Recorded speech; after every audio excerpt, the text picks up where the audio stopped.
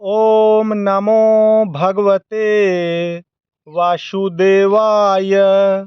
श्रीमद् भागवत महापुराण के नवम स्कंध में राजा त्रिशंकु और हरिश्चंद्र की कथा को सुनाते हुए श्री सुखदेव जी कहते हैं, परीक्षित, मैं वर्णन कर चुका हूँ कि मानधाता के पुत्रों में सबसे श्रेष्ठ अम्बरीश थे। उनके दादा युवनाशव ने उन्हें पुत्र रूप में स्वीकार कर लिया। उनका पुत्र हुआ यौवनाशव और यौवनाशव का हारित। मानधाता के वंश में ये तीन अवान्तर गोत्रों के प्रवर्तक हुए।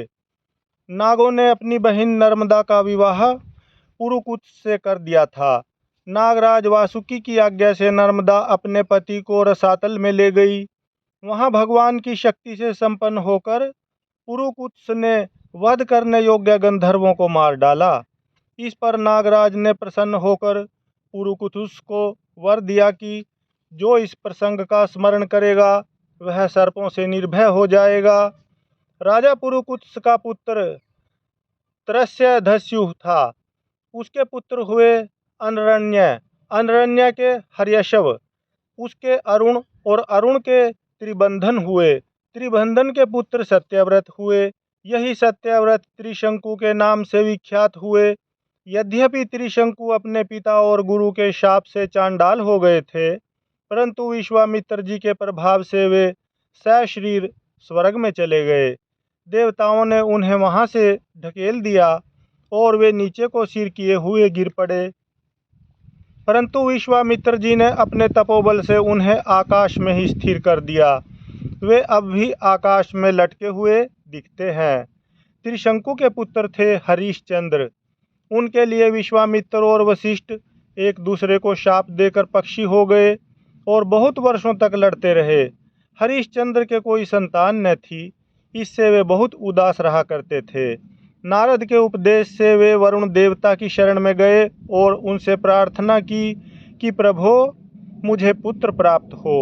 महाराज, यदि मेरे वीर पुत्र होगा तो मैं उसी से आपका यजन करूंगा। वरुण ने कहा, ठीक है।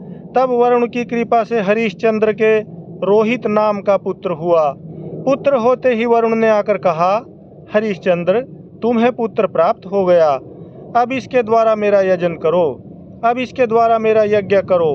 हरिश्चंद्र ने कहा, जब आपका यह यज्ञ पशु रोहित 10 दिन से अधिक का हो जाएगा तब यज्ञ के योग्य होगा।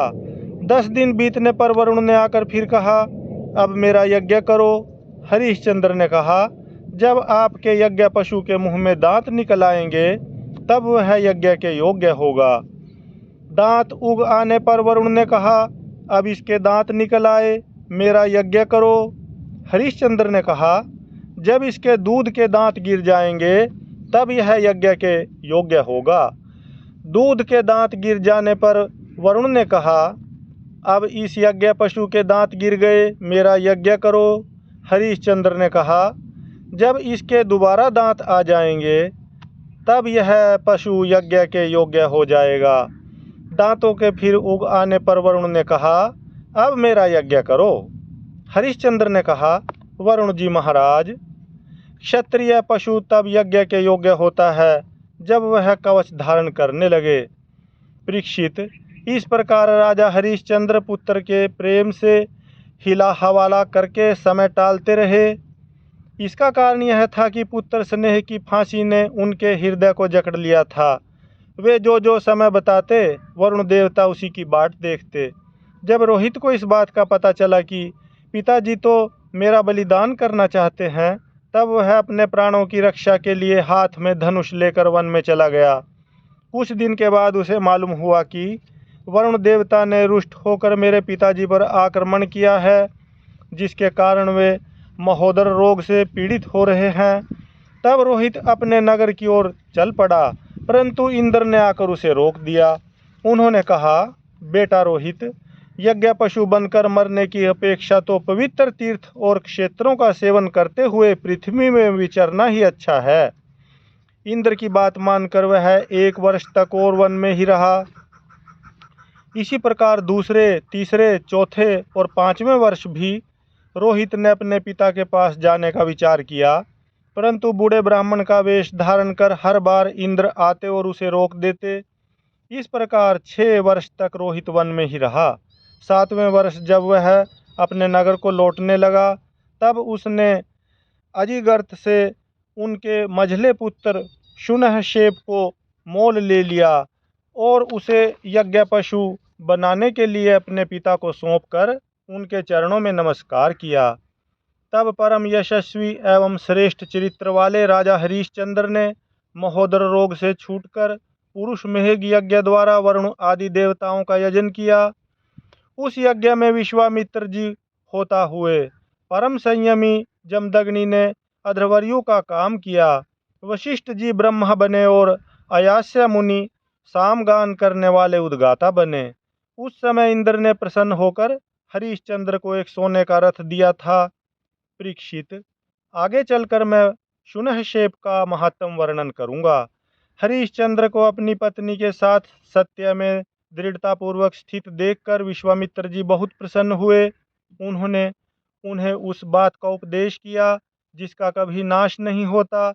उसके अनुसार राजा हरिश्चंद्र ने अपने मन को पृथ्वी में, पृथ्वी को जल में, जल को तेज में, तेज को वायु में और वायु को आकाश में स्थिर करके आकाश को अहंकार में लीन कर दिया। फिर अहंकार को महतत्व में लीन करके उसमें ज्ञान कला का ध्यान किया और उससे अज्ञान को भस्म कर दिया। इसके बाद निर्वाण सुख की अनुभूति से उस ज्ञान कला का भी परित्याग कर दिया और समस्त बंधनों से मुक्त होकर वे अपने उस स्वरूप में स्थित हो गए, जो न तो किसी प्रकार बतलाया जा सकता है और न उसके संबंध में किसी प्रकार का अनुमान ही किया जा सकता है। सागर का चरित्र सुनाते हुए श्री सुखदेव जी कहते हैं, रोहित का पुत्र था हरित, हरित से चंप हुआ, उसी से चंपापुरी बसाई थी, उसी ने चंपापुरी बसाई थी। चंप से सुदेव और उसका पुत्र विजय हुआ, विजय का भरुक, भरुक का वृक और वृक का पुत्र हुआ बाहुक। शत्रुओं ने बाहुक से राज्य छीन लिया। तब वह अपनी पत्नी के साथ वन में चला गया। वन में जाने पर बुढ़ापे के कारण जब बाहुक की मृत्यु हो गई, तब उसकी पत्नी भी उसके साथ सती होने को उद्यत हुई। परंतु महर्षि औरव को यह मालूम था कि इसे गर्भ है, इसलिए उन्होंने उसे सती होने से रोक दिया। जब उसकी सोतों को यह बात मालूम हुई तो उन्होंने उसे भोजन के साथ गर विष दे दिया, परंतु गर्भ पर उस विष का कोई प्रभाव नहीं पड़ा, बल्कि उस विष को लिए हुए ही एक बालक का जन्म हुआ, जो गर के साथ पैदा होने के कारण सागर कहलाया। सागर बड़े यशस्वी राजा हुए। सागर चक्रवर्ती सम्राट थे। उन्हीं के पुत्रों ने पृथ्वी खोदकर समुद्र बना दिया था। सागर ने अपने गुरुदेव औरवक की आज्ञा मानकर तालजंग, यवन, शक, हय्य और बर्बर जाति के लोगों का वध नहीं किया, बल्कि उन्हें विरूप बना दिया। उनमें से कुछ के सिर मुंडवा दिए, कुछ के मूछ दाढ़ी रखवा दी, कुछ के खुले बालों वाला बना दिया, तो कुछ को आधा मुंडवा दिया। कुछ लोगों को सागर ने केवल वस्त्र ओढ़ने की ही आज्ञा दी, पहनने की नहीं, और कुछ को केवल लंगोटी पहनने को ही कहा, ओढ़ने को नहीं।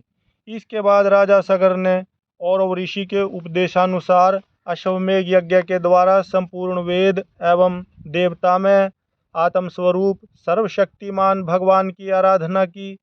उसके यज्ञ में जो घोड़ा छोड़ा गया था उसे इंद्र ने चुरा लिया।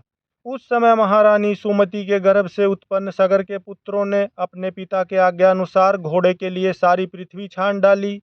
जब उन्हें कहीं घोड़ा न मिला, तब उन्होंने बड़े घमंड से सब ओर से पृथ्वी को खोद डाला। खोदते खोदते उन्हें पूर्व और उत्तर के कोने पर कपिल मुनि के पास अपना घोड़ा दिखाई दिया। घोड़े को देखकर वे 60,000 राजकुमार शस्त्र उठाकर यह कहते हुए उनकी ओर दौड़ पड़े कि यही हमारे घोड़े को चुराने वाला चोर है। देखो तो सही, इसने इस समय कैसे आंखें मूंद रखी हैं। यह पापी है, इसको मार डालो, मार डालो। उसी समय कपिल मुनि ने अपनी पलकें खोली।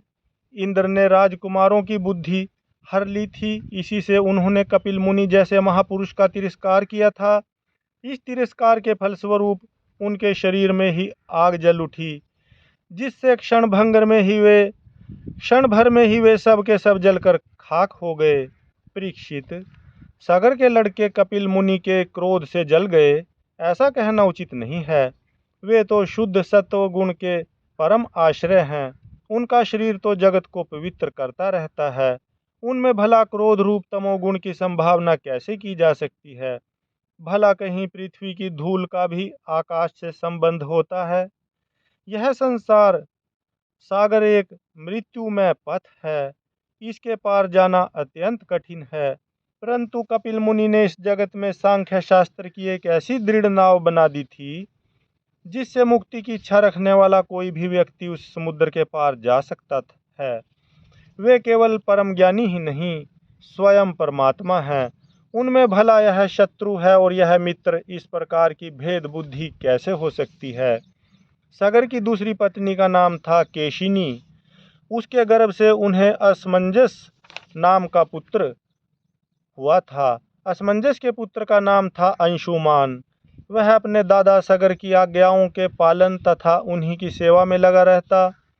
असमंजस पहले जन्म में योगी थे। संग के कारण वे योग से विचलित हो गए थे, परंतु अब भी उन्हें अपने पूर्व जन्म का स्मरण बना हुआ था।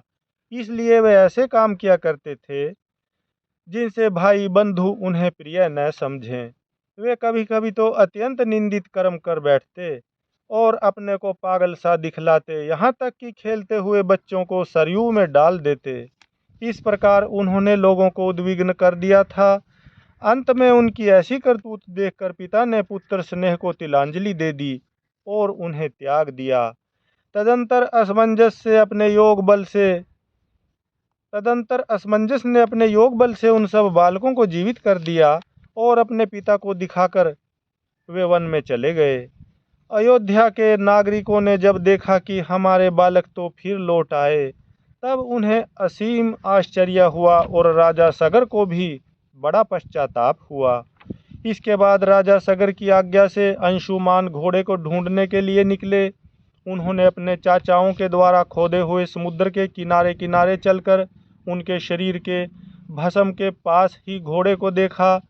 वहीं भगवान के अवतार कपिल मुनि बैठे हुए थे। उनको देखकर उदार हृदय अंशुमान ने उनके चरणों में प्रणाम किया और हाथ जोड़कर एकाग्र मन से उनकी स्तुति की। अंशुमान ने कहा, भगवान, आप अजन्मा ब्रह्मा जी से भी परे हैं, इसलिए वे आपको प्रत्यक्ष नहीं देख पाते। देखने की बात तो अलग रही, वे समाधि करते करते एवं युक्ति लड़ाते लड़ाते हार गए, किंतु आज तक आपको समझ भी नहीं पाए। हम लोग तो उनके मन, शरीर और बुद्धि से होने वाली सृष्टि के द्वारा बने हुए अज्ञानी जीव हैं, तब भला हम आपको कैसे समझ सकते हैं?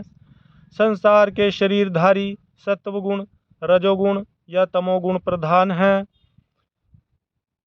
वे जागृत और स्वप्न अवस्थाओं में केवल गुणमय पदार्थों, विषयों को और सुषुप्ति अवस्था में केवल अज्ञान ही अज्ञान देखते हैं। इसका कारण यह है कि वे आपकी माया से मोहित हो रहे हैं। वे बहिर्मुख होने के कारण बाहर की वस्तुओं को तो देखते हैं, पर अपने ही हृदय में स्थित आपको नहीं देख पाते।